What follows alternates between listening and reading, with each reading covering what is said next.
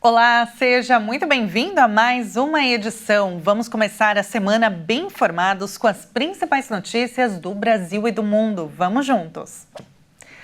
A gente começa esta edição falando sobre saúde. A circulação de um vírus chamado sincicial aumentou e hoje é a principal causa de internações de crianças por doenças respiratórias nos hospitais. Com a chegada do inverno, uma preocupação crescente entre os pais e profissionais de saúde é o vírus sincicial respiratório, que afeta principalmente crianças pequenas e pode levar a complicações graves. Este vírus sazonal é uma das principais causas de infecções respiratórias em bebês e crianças menores de 2 anos, exigindo atenção especial durante os meses mais frios. De acordo com o boletim Infogripe da Fundação Oswaldo Cruz, o vírus ainda é a principal causa de internações e óbitos em crianças, pois quando evoluído a um quadro grave, causa bronquiolites e pneumonias. Apesar de ser observada a interrupção do crescimento de hospitalizações da VSR e influenza em alguns estados do centro-sul do país, a influenza segue em crescimento entre os idosos. Em alguns estados do sul e sudeste, ainda são altos os números de casos de VSR e rinovírus em crianças. A circulação da Covid-19 também tem aumentado nas últimas semanas em alguns estados do Nordeste e no Amazonas. No entanto, o vírus ainda se mantém em patamares baixos quando comparado ao seu histórico de propagação. Ao todo, no acumulado deste ano, foram notificados 49.178 casos positivos de síndrome respiratória, sendo 44,8% de vírus sincicial respiratório, 19,2% de influenza A e 18,5% de Covid-19. E o Brasil é o segundo país que mais realiza partos cesáreas no mundo. E um dos motivos desse grande número é a falta de informação sobre os riscos deste procedimento sem indicação médica. O número de cesarianas no Brasil está longe do patamar recomendado pela Organização Mundial da Saúde, OMS. Para se ter uma ideia, cerca de 3 milhões de partos acontecem anualmente no Brasil. E segundo o Ministério da Saúde, 56% são cesáreas. A Organização Mundial de Saúde recomenda que somente 15% dos partos sejam não naturais. As reclamações contra esse tipo de procedimento têm aumentado, principalmente na rede particular. O reflexo disso que a Secretaria Nacional do Consumidor recebeu, no primeiro trimestre, 78 queixas de pacientes que não conseguiram realizar o parto normal pelo plano de saúde. Muitos desses procedimentos teriam sido feitos sem a recomendação cirúrgica. Os gastos em saúde são mais altos nas cesáreas, além dos riscos de morte mais altos para a mulher e o feto. E o Ministério Público Federal e o Tribunal de Contas da União estão unindo forças para investigar atores que se passam por médicos nas redes sociais. Vamos ver. Após denúncias onde atores se passam por médicos em redes sociais para vender diversos tipos de medicamentos, prometendo desde emagrecimento até cura de doenças, o Ministério Público, junto ao Tribunal de Contas da União, solicitou que a Corte investigue a atuação desses profissionais. Embora os vídeos não possuam alerta que tudo é uma propaganda em forma de encenação, eles são vinculados nas redes sociais, como se profissionais tivessem indicado tal procedimento ou medicamento.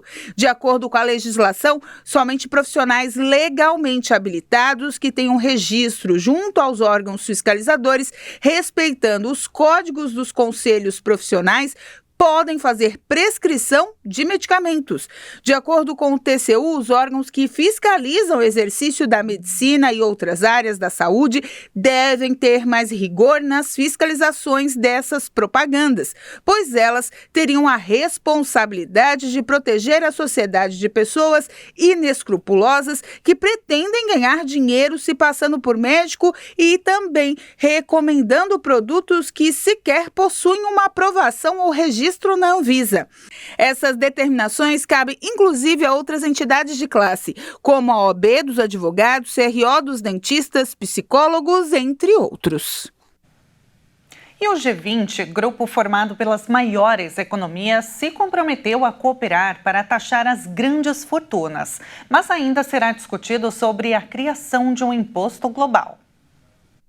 O G20 se comprometeu a cooperar para taxar as grandes fortunas, embora sem chegar a um acordo sobre a criação de um imposto global, indica a declaração final do encontro do grupo, divulgada nesta sexta-feira no Rio de Janeiro. O G20 é formado pelas maiores economias do mundo. O texto, assinado após 2 dias de reuniões, afirma que, respeitando plenamente a soberania fiscal, haverá esforço para cooperar a fim de garantir que as pessoas super ricas sejam efetivamente tributadas. Só o fato dela constar numa declaração do G20 é uma coisa que eu garanto que poucos aqui nessa sala imaginavam possível. Essa que é a verdade. Hoje ela consta num documento oficial das 20 nações mais ricas do mundo. Se não acontecer mais nada, já aconteceu muita coisa. O Brasil havia colocado a criação de um imposto coordenado sobre as grandes fortunas como uma de suas prioridades na liderança do bloco. Mas as maiores economias do mundo, mais a União Europeia e a União Africana, não concordaram com esse objetivo. Os Estados Unidos rejeitaram a ideia de negociações internacionais sobre o tema, embora tenham defendido que cada país tenha um sistema tributário justo e progressivo.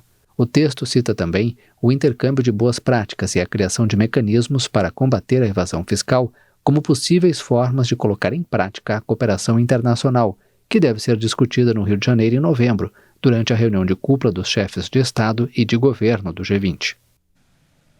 E agora a gente muda de assunto, porque olha, o Parque Nacional dos Lençóis Maranhenses foi reconhecido como Patrimônio Natural da Humanidade. O título, concedido pela Unesco, vai aumentar a relevância e o destaque no cenário mundial, atraindo mais turistas estrangeiros.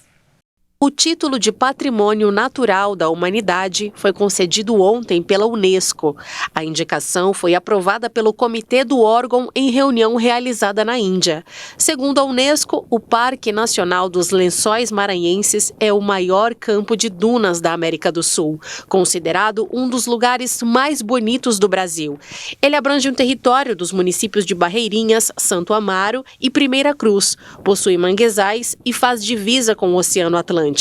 Além da beleza de seus cenários, que já foram locação para filmes de Hollywood, o parque é considerado um refúgio para aves migratórias e animais ameaçados, como o pássaro-guará, a ariranha, o gato do mato e o peixe-boi.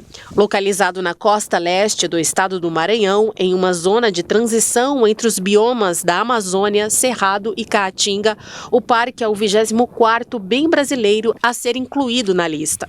Ele foi criado em junho de 1981, abrangendo uma área de 156 mil hectares, dos quais 90 mil são compostos por dunas livres e lagoas interdunares, algumas azuis, outras verdes, que atraem mais de 100 mil turistas a cada ano. Segundo a Unesco, entre os 10 itens exigidos para a concessão deste título, há como pré-requisito básico que os locais precisam ter um valor universal excepcional. Além disso, é essencial representar certo tipo de arquitetura ou tecnologia, uma tradição cultural ou uma cultura perdida. Título merecido, né? Esta edição fica por aqui. Mais informações eu te lembro que você acompanha ao longo da nossa programação. Muito obrigada pela sua companhia e até mais.